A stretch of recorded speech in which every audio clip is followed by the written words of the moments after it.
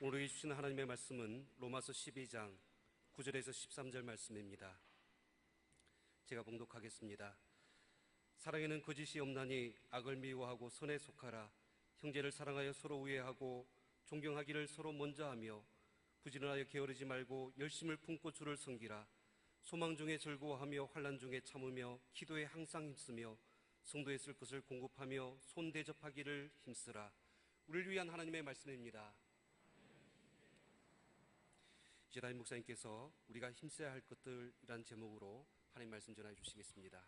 살아계신 하나님, 이 시간 저희들이 하나님의 음성 듣기 원합니다. 연약한 종이 감히 하나님 말씀을 들고 섰사오니 종의 모습은 십자가 은혜로 감추시고 오직 성령께서 역사하사 하나님의 말씀만 대언케 하여 주옵소서. 예수님의 이름으로 기도합니다. 아멘. 우리 사람에게는 힘이 있어야 합니다. 그러나 힘이 있다고 무조건 좋은 것은 결코 아닙니다. 우리 사람의 힘은 물과도 같습니다. 물은 엄청난 힘을 가지고 있습니다. 그런데 통제된 물은 우리 사람의 생활을 유익하게 하고요, 통제가 되지 않은 물은 모든 것을 파괴시켜 버리고 맙니다. 홍수가 나와보세요. 산도 무너지고 집도 다 떠내려가고 맙니다. 더구나 바다에서 쓰나미가 몰려오면 도시 자체가, 해안에 있는 도시 자체가 완전히 사라져버리고 맙니다. 통제된 물은 건설적으로 사용되지만 통제를 벗어난 물은 파괴적으로 변모되고 변화되고 맙니다. 사람의 힘도 마찬가지입니다. 통제된 힘은 건설적으로 사용되지만, 그런데 통제를 벗어난 힘은 문제를 일으키고 맙니다. 힘을 쓸 때 써야지 엉뚱한 데 쓰면 큰일 나는 겁니다. 저를 따라서 한번 해보시기 바랍니다. 엉뚱한 데 힘쓰지 말자. 옆에 있는 분들하고 서로 그렇게 축복하시기 바랍니다. 엉뚱한 데 힘쓰지 마세요. 정말입니다. 엉뚱한 데 힘쓰면 큰일 납니다. 엉뚱한 데 힘쓰지 말고요, 좋은 데 힘을 써야 합니다. 그래서 디도서 3장 14절에서도 좋은 일에 힘쓰기를 배우게 하라, 그렇게 말씀합니다. 좋은 일에 힘쓰는 것을 배워야 한다는 것입니다. 로마서 12장 말씀은 우리가 어떤 일에 힘을 써야 하는가 하는 것을 우리에게 가르쳐 줍니다. 이 말씀은 지난 특별 새벽 기도회 시간에 제가 함께 나누었던 말씀인데, 우리 성도들 중에 특별 새벽기에 나온 분들은 전체 가운데 4분의 1도 안 되잖아요. 그래서 함께 또 오늘 주일날 나누고 싶어서 이 말씀을 함께 지금 나누려고 합니다. 우리가 정말 힘써야 할 일들, 어떤 일일까요? 첫 번째로 사랑하고 섬기는 일에 힘을 써야 합니다. 로마서 12장 10절과 13절 말씀을 함께 읽겠습니다. 다 함께 시작. 형제를 사랑하여 서로 우애하고 존경하기를 서로 먼저 하며 13절 성도들의 쓸 것을 공급하며 손 대접하기를 힘쓰라. 여기서 말씀하고 있는 형제나 성도는 다 같은 말입니다. 형제는 예수 그리스도를 믿음으로 한 하나님 아버지의 자녀가 된 자녀들, 형제 자매들을 일컫는 것입니다. 성도라고 하는 말은 예수 그리스도를 주로 믿음으로 말미암아 의롭다 하심을 얻고 거룩하게 된 하나님의 백성들을 일컫는 말입니다. 그렇기 때문에 결국은 같은 말이죠. 사랑하는 성도 여러분, 저와 여러분이 예수 그리스도를 주로 믿음으로 말미암아 하나님 아버지의 자녀들 된 것을 믿으시기를 바랍니다. 그러므로 우리는 한 가족입니다. 예수의 피로 한 몸 이루고 한 가족이 된 그러한 저와 여러분이라고 하는 사실을 우리가 기억해야 합니다. 그러므로 같은 그리스도인들끼리 서로 사랑해야 한다는 것입니다. 같은 주를 믿고 같은 성령을 받고 같은 하나님을 아버지로 섬기는 자녀들이 서로 미워하고 싸우는 데 힘을 쓰면 안 된다는 겁니다. 대신 서로 사랑하고 섬기는 일에 힘을 써야 한다는 말씀입니다. 여기 힘을 쓴다고 하는 말은요, 헬라어 원어로 디오콘테스라고 하는 말입니다. 이 말은 추구하다, 노력하다, 그런 뜻을 가진 디오코의 현재 분사형입니다. 헬라에는 현재 분사형이라고 하는 동사의 형태가 있거든요. 그런데 이것은요, 현재 진행되고 있는 상태를 일컬을 때 그런 표현을 썼습니다. 그러니까 형제를 사랑하고 손님 대접하기를 힘써야 하는 이 일은 한 번 하고 그만둘 일이 아니라 계속해서 힘써야 한다는 뜻으로 그렇게 쓴 것입니다. 사실 남을 미워하고 다투는 일은요, 노력하지 않아도 저절로 됩니다. 우리 모두 본성적으로 죄인이기 때문에 그렇습니다. 어린 아이들 보세요. 뭐 싸우는 걸 가르쳐주지 않아도 잘 싸웁니다. 안 가르쳐줘도요, 애들끼리 놔두면 어느새 서로 물고 핥히고 그럽니다. 그러나 싸우지 않고 사이좋게 지내는 법은 가르쳐 주어야 합니다. 그러나 그게 가르친다고 쉽게 되나요? 우리를 보면 알잖아요. 형제를 사랑하라고 하는 말씀을 배워도요, 들어도요, 쉽게 사랑하게 되나요? 어렵습니다. 그렇다고 포기하지 말라는 겁니다. 아무리 말씀을 배우고 애를 써도 형제를 사랑하지 못하고 서로 미워하고 싸운다고 서로 사랑하기를 포기하지 말라는 겁니다. 사랑하기 위해서 힘쓰는 것을 포기하지 말라는 것입니다. 사랑하는 성도 여러분, 잘 안 돼도 형제를 사랑하고 서로 섬기는 일에 더욱더 힘을 쓰시기를 축복합니다. 서로 사랑하고 남을 섬기는 일, 쉬운 일은 아닙니다. 그러나 우리가 반드시 해야 할 일입니다. 악한 일에 힘을 쓰지 말고 선한 일에 힘을 써야 합니다. 남을 미워하고 남의 허물을 들춰내기 위해서 힘을 쓰지 말고요, 대신 남의 허물을 덮어주고 용서하기 위해서 힘을 써야 합니다. 우리들이 예수님의 피로 죄사함 받은 하나님의 자녀가 됐기 때문에 그렇습니다. 그리고 다른 사람을 해치고 죽이는 일에 힘을 쓰지 말고요, 사람을 돕고 살리는 일에 힘을 써야 합니다. 우리가 예수의 은혜로 살림을 받은 사람들이기 때문에 그렇습니다. 복음은 살리는 겁니다.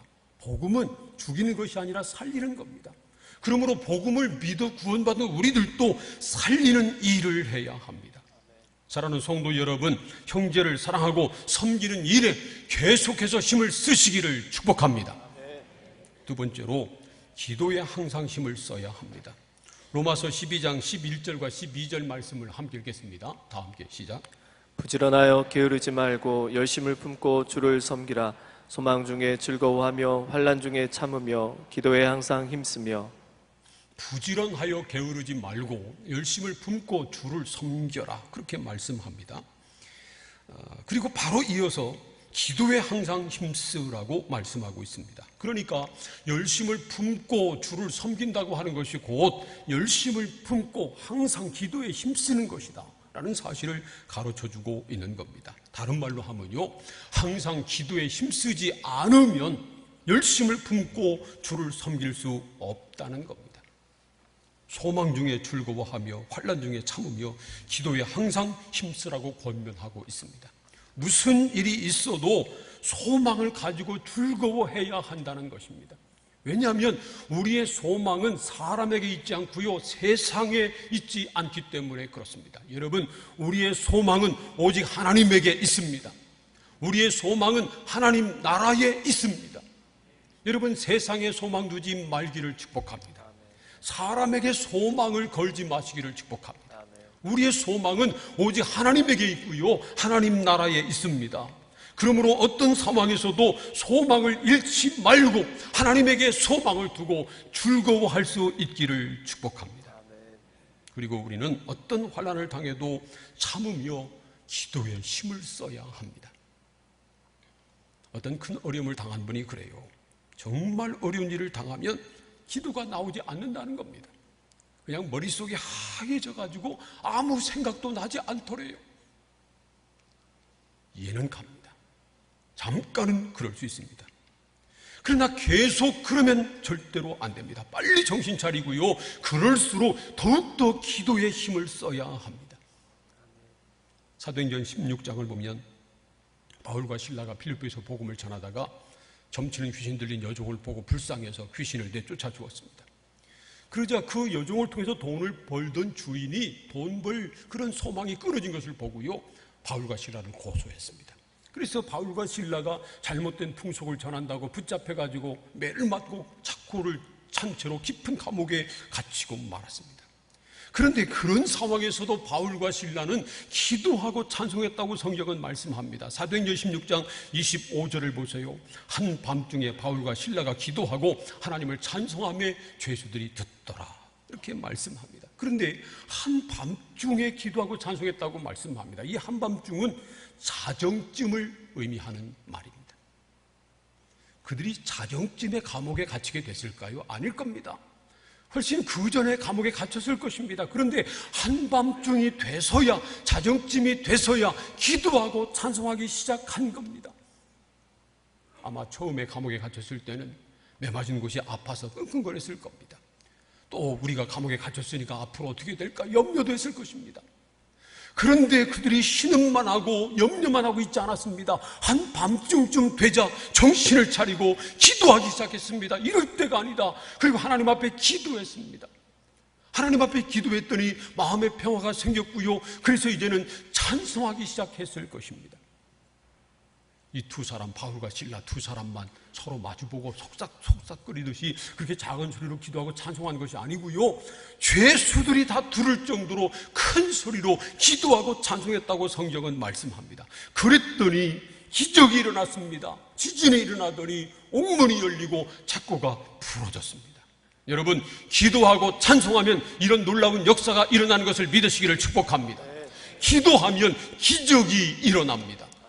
따라서 해보세요. 기도하면 기적이 일어난다. 믿습니까? 하나님은 지금도 살아계십니다. 하나님은 우리 기도를 들으시고 역사하십니다. 그러므로 여러분, 항상 기도에 힘쓰시기를 축복합니다. 우리가 항상 기도에 힘쓴다고 하는 말은 적어도 두 가지 의미가 있습니다. 기도하기 위해서 모이기를 힘쓰는 거고요, 또 모여서 기도할 때 힘을 다하여 기도한다는 것을 말합니다. 우리는 먼저 모이기를 힘써야 합니다. 히브리서 10장 22절에서도요 모이기를 힘쓰라고 권고하고 있습니다. 함께 이 말씀을 읽겠습니다. 시작. 모이기를 패하는 어떤 사람들의 습관과 같이 하지 말고 오직 권하여 그날이 가까움을 볼수록 더욱 그리하자. 마지막 때가 되면 모이기를 패하는 사람들이 생긴다는 겁니다. 사도행전 2장 46절을 보면요, 날마다 마음을 같이하여 성전에 모이기를 힘쓰고 그렇게 말합니다. 예루살렘 교회가 처음 탄생됐을 때 그들은 날마다 모이기를 힘썼습니다. 그런데 히브리서에서는 모이기를 패하는 사람들이 생겼다는 겁니다. 이 히브리서는요, 예루살렘 교회가 탄생한 지 약 30년 후에 기록된 책입니다. 그러니까 주 한 60년경인데 30년의 세월이 흐르자 모이기를 패하는 그런 사람들이 생겼다는 겁니다. 놀랍지요? 그렇기 때문에 히브리서 기자는 그런 사람들, 모이기를 패하는 사람들을 따라 패하지 말고, 그럴수록 마지막 때가 가까워질수록 서로 구원해서 더욱 모이기를 힘써라, 그렇게 권고하고 있는 겁니다. 한국 교회도 그래요. 한국 교회의 특징 가운데 하나는 모이기를 힘쓴다는 것이었습니다. 2015년에 통계청에서 종교 인구를 조사해서 작년 말에 발표를 했습니다. 그 발표에 의하면 지난 10년 동안 한국 불교와 천주교는 크게 인구가 줄었는데 우리 기독교 인구는 크게 늘었습니다. 참 고무적인 일입니다.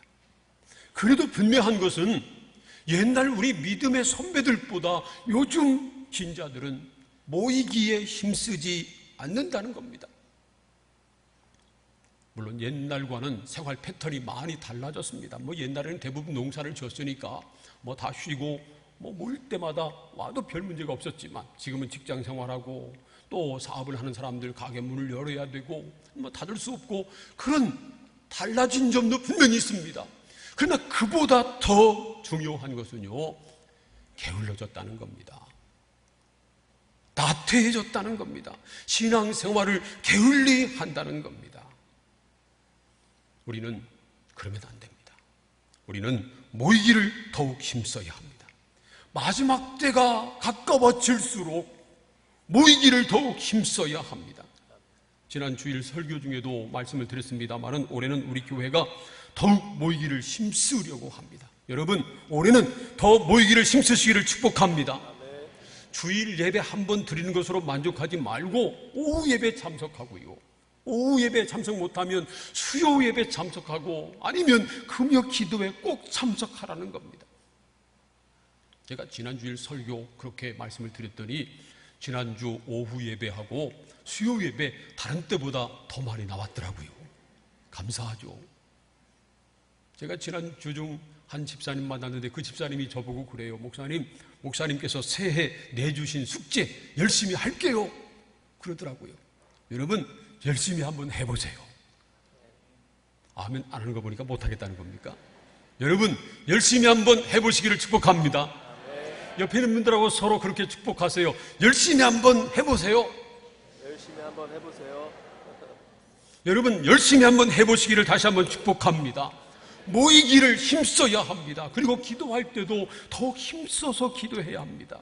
예수님도 힘쓰고 애써서 기도하셨습니다.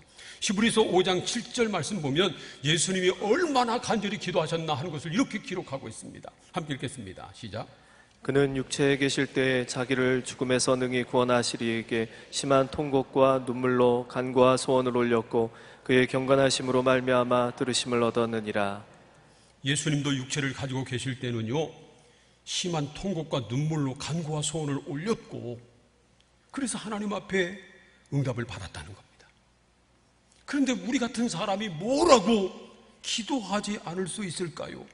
우리가 어떻게 간절히 기도하지 않고 이 세상에서 승리할 수 있겠느냐 하는 것입니다.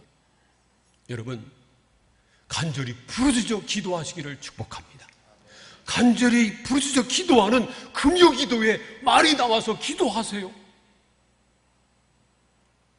주일날 낮 예배 때나 다른 예배 때 설교한 후에 그 말씀대로 살기 위해서 통성으로 기도하자고 하는데 그때 그냥 고개만 숙이고 입은 다물고 있는 분들이 많이 있는데 그 시간에도 입을 열어서 기도하세요. 정말 우리가 힘써서 기도해야 합니다. 지금 한국 사회가 큰 위기를 만났습니다. 우리 한국을 다시 살리는 길도 기도밖에는 없습니다. 한국 교회가 다시 뜨겁게 부흥하는 길도 기도밖에는 없습니다. 우리 교회가 부흥하고 있지만 폭발적으로 부흥하기 위한 길도 기도밖에는 없습니다. 여러분의 가정의 문제를 해결하고 여러분이 복을 받고 여러분이 주신 사명을 감당하는 길도 기도밖에는 없습니다. 사랑하는 성도 여러분, 기도에 더욱 힘쓰시기를 축복합니다. 세 번째로 복음 전도에 힘을 써야 합니다. 로마서 1장 13절부터 15절까지 말씀을 함께 읽겠습니다. 시작. 형제들아 내가 여러 번 너희에게 가고자 한 것을 너희가 모르기를 원하지 아니하노니 이는 너희 중에서도 다른 이방인 중에서와 같이 열매를 맺게 하려 함이로되 지금까지 길이 막혔도다. 헬라인이나 야만인이나 지혜 있는 자나 어리석은 자에게 다 내가 빚진 자라. 그러므로 나는 할 수 있는 대로 로마에 있는 너희에게도 복음 전하기를 원하노라. 사도 바울이 로마에도 복음 전하기 위해서 여러 번 가려고 애를 썼다는 겁니다. 그러나 그때마다 길이 막혀서 가지 못했는데 그래도 포기하지 않고 내가 할 수 있는 대로 너희들에게 가서 복음을 전하겠다고 지금 말하고 있습니다. 그리고 자기가 당장 가지 못하니까 대신 로마에 편지를 보내서 그들에게 복음을 전하고 있는 겁니다. 로마서가 바로 그 책입니다. 로마서 12장 11절 말씀 보면 부지런하여 게으르지 말고 열심을 품고 주를 섬기라고 권고하고 있는데 주님을 섬기는 가장 좋은 길이 바로 주님을 전하는 것입니다. 그러므로 열심을 품고 주님을 섬기라고 하는 말은 열심으로 주를 전하라 하는 그러한 말씀이기도 합니다. 사도 바울은 그의 믿음의 아들인 디모데에게도 그렇게 권면했습니다. 디모데후서 4장 2절 말씀을 함께 읽겠습니다. 시작. 너는 말씀을 전파하라. 때를 얻든지 못 얻든지 항상 힘쓰라.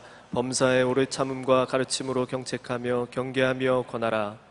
너는 말씀을 전파하라. 그렇게 권한 다음에 그 다음에 때를 얻든지 못 얻든지 항상 힘쓰라. 그렇게 권고했습니다. 그냥 힘쓰라고 한 것이 아니고요. 때를 얻든지 못 얻든지 항상 힘써라. 그렇게 말씀하고 있습니다. 그러니까 어떤 상황에서도 언제 어디서도 누구 앞에서도 복음 전하기를 힘쓰라는 말씀입니다. 사도 바울이 그랬습니다. 그는 감옥에서도 복음을 전했고요. 법정에 서서도 복음을 전했습니다. 시장터에서도 복음을 전했고요. 왕 앞에서도 복음을 전했습니다. 우리도 그래야 합니다. 전에 제가 중국에 가서 중국 가정교회 지도자의 간증을 들은 적이 있습니다. 그분은 수천 개 가정교회 지도자입니다. 유명한 분이죠. 근데 이분이 복음을 전하다가 공안에게 붙잡혀서 신문당하고 감옥에 갇히게 됐다는 겁니다. 그런데 감옥에 갇혀서도 함께 감옥에 갇혀있는 여러 죄로 들어온 사람들에게 복음을 전했습니다. 그리고 그들 중에서 예수 믿겠다고 하면 감옥 안에서 세례를 베풀어 주었습니다. 누구도 그분을 막을 수 없었습니다. 그분은 공안의 그 블랙리스트에 들어있는 사람이기 때문에 여권도 없습니다. 절대로 외국에 나갈 수도 없는 그러한 사람입니다. 하지만 중국 안에서는 마음껏 누가 뭐래도 감옥에 갔다 가둬도 복음을 전하고 있습니다.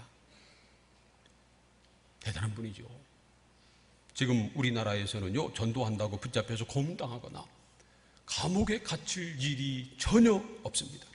욕은 먹어도 감옥에 갇힐 일은 전혀 없습니다. 그런데도 우리가 전도의 힘을 쓰고 있지 않으니 참 부끄러운 일입니다. 사랑하는 성도 여러분, 우리 하나님이 전능하신 살아계신 하나님이신 것을 믿으십니까? 아멘. 하나님이 살아계신 것을 믿으시나요? 아멘. 예수님이 우리의 구주인 것을 믿으시나요? 아멘. 정말 우리가 하나님이 살아계심을 믿고 예수가 우리의 구주이신 것을 믿는다면 전도하지 않을 수 없는 겁니다. 우리가 예수를 믿어 구원받은 하나님의 자녀가 됐다고 하는 분명한 확신이 있다면 복음 전하는 일에 항상 힘써야 합니다. 그런데 우리는요, 전도하기는커녕 태신자 작정도 안 하는 분들이 많아요. 연초가 되면 우리 교회에서는 두 가지 작정을 하잖아요. 하나는 선교헌금, 구제헌금, 그리고 장학헌금 작정을 하고, 또 하나는 태신자 작정을 합니다. 그래서 지난주에는 선교헌금, 구제헌금, 장학헌금 봉투를 나눠드렸고요, 이번 주에는 태신자 예비 작정서를 여러분에게 나눠드렸습니다. 그거 집에 가져가서 휴지통에다 집어넣지 마시고요, 뭐 액수가 많고 적고는 상관없습니다. 우리 모든 성도들이 선교하고 구제하고 장학금을 주는 이 일에 함께 동참하기 위해서 다 작정해야 합니다. 그리고 빠짐없이 태신자를 작정해야 합니다. 지난 주일 오후 예배 때 직원 헌신 예배를 드렸는데 대전 문직교회 김영민 목사님을 강사로 모시고 말씀을 들었습니다. 이제 설교 말미에 직원의 가장 큰 사명은 전도하는 것이다 강조하면서 모든 직원들, 모든 성도들 다 일어나라고 했습니다. 그리고 2017년 올해 어떻게 해서라도 50명 이상 전도할 사람은 앉으라고 그랬는데 아무도 안 앉았어요. 그때 그 목사님이 다 눈 감으라고 그랬는데 저는 뜨고 봤습니다. 30명 할 사람 앉으라고 해도 안 앉아요. 20명 할 사람 앉으라도 안 앉아요. 10명 할 사람 앉으라니까 몇 명 앉더라고요. 그 다음에 9명 할 사람 안 앉아요. 8명, 7명에도 아무도 안 앉으니까 이 목사님이 내가 졌다 하는 마음으로 다 앉으라고 그러더라고요. 그때 저는 우리 성도님들을 보고 감동을 받았습니다. 못할 약속은 죽어도 하지 않는 심지가 굳은 우리 성도님들을 보고 감동을 받았습니다. 정말 대단한 분들이에요. 근데 그때 말이죠, 만약 그 목사님이 50명, 올 한 해 동안 50명 이상 전도할 사람 앉으라고 했을 때 한 10명 앉고, 한 20명 정도 전도할 사람 앉으라고 했을 때 한 100명 앉고, 10명 이상 전도할 사람 앉으라고 했을 때 다 앉았다면 제가 더 감동받았을 겁니다.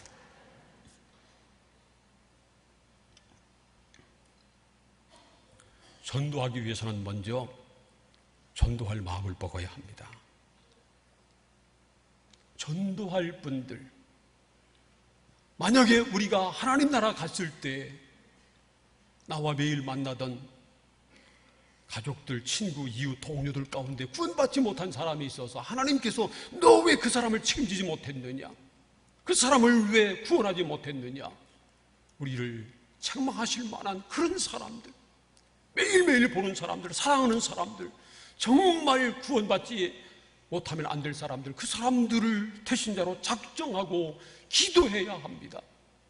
그래야 전도가 되는 겁니다. 애쓴다고 애가 나오나요? 애를 베야 애가 나오지. 먼저 태신자를 품어야 합니다. 오늘 태신자 예비 작정서를 나눠드렸는데, 그리고 다음 주에 본작정을 한다고 그랬는데요, 10명 이상 하라는 게 아니라 겨우 3명 하라는 겁니다. 3명. 아니 3명도 못해요. 우리 교회 성도님 중에 자영업을 경영하고 있는 분이 있습니다. 그분 아들은 교회 잘 안 나오는 것 같아요. 그런데 그 아들이 그러더래요. 아니 왜 교회에서는 전도하러 안 오냐고. 여호와의 증인은 맨날 오는데, 그 가게에 여호와의 증인은 맨날 오는데 왜 교회, 그 주변에 교회들도 많이 있는데 왜 교회에서는 전도하러 안 오냐는 거예요. 아니 자기는 교회 잘 안 나오면서 교회 걱정을 하더래요. 정말 요즘 이단들이 얼마나 극성을 부리고 포교하는지 모릅니다. 그런데 진짜 바른 복음을 가지고 있는, 성경적인 복음을 가지고 있는, 생명의 복음을 가지고 있는 우리들이 전도하지 않는다면 그 문제 아닙니까? 사랑하는 성도 여러분, 전도에 힘을 쓰시기를 축복합니다. 더욱 힘써서 전도하시기를 축복합니다. 힘이 있다고 다 좋은 것 아닙니다. 엉뚱한 데 힘을 쓰면 큰일 납니다. 하나님이 주신 힘을 가지고 디도서 3장 14절 말씀대로 좋은데 힘을 써야 합니다. 우리는 무엇보다 먼저 서로 사랑하고 섬기는 일에 힘을 써야 합니다. 우리는 다 죄성을 가지고 있기 때문에요, 우리가 힘쓰고 애쓰지 않으면 서로 사랑하고 섬기지 못합니다. 아까 옛들 바디워십 팀이 아름답게 워십을 했잖아요. 이제 올해부터는 어린이 옛들 바디워십 팀도 모집해서 훈련시키고 함께 해요. 정말 좋죠? 그런데 아까 어린 아이들이요, 가슴을 치면서 육체의 정욕을 이길 힘은, 그런데 그런 생각이 들더라고. 아니 지들이 무슨 육체의 정욕이 있다고. 근데 있어요. 애들도 있어요. 갓난 아이도 있어요. 사람은 다 있어요. 타고난 죄성을 가지고 있습니다. 그래서 우리가 애쓰지 않으면, 노력하지 않으면 절대로 서로 사랑할 수 없어요. 그래서 사랑하기를 힘써야 합니다. 그리고 힘써서 기도해야 합니다. 뿐만 아니라 더욱 힘써서 전도해야 합니다. 사랑하는 성도 여러분, 그래서 하나님을 기쁘시게 하는 하나님의 사람들 다 될 수 있기를 주님의 이름으로 축원합니다. 기도하겠습니다. 오늘 말씀을 붙들고 함께 소리를 내서 통성으로 기도하겠습니다. 하나님이 주신 힘으로 서로 사랑하게 하여 주옵소서. 서로 사랑하는데 더욱 힘을 쓰게 하시고, 그리고 또 기도하는데 모이기를 힘쓰고 더욱 열심히 기도하게 하시고, 전도하는데 더욱 힘을 쓰는 우리가 되게 하옵소서. 태신자를 다 작정하고 그들을 사랑으로 섬겨서 어떻게 해서라도 한 영이라도 구원받게 하는 이 사명 감당케 하여 주옵소서. 다 함께 소리를 내서 동성으로 기도하겠습니다. 하나님 감사합니다. 저희들을 사랑하사 오늘도 불러주시고 말씀을 나누며 기도하게 하시니 감사합니다. 하나님 주시는 힘으로 우리가 좋은 데 쓰게 하여 주옵소서. 서로 사랑하고 섬기는 데 힘을 쓰기를 원합니다. 기도하기 위해서 모이는 데 힘쓰고 모여서 더욱 기도하는 데 힘쓰기를 원합니다. 또 전도하는 데 힘을 쓰기를 원합니다. 태신자를 품고 기도하고 섬기며 어떻게 해서라도 한 영이라도 구원하는 일에 힘을 쓰는 우리 모두가 되게 하여 주시옵소서. 예수님의 이름으로 기도합니다.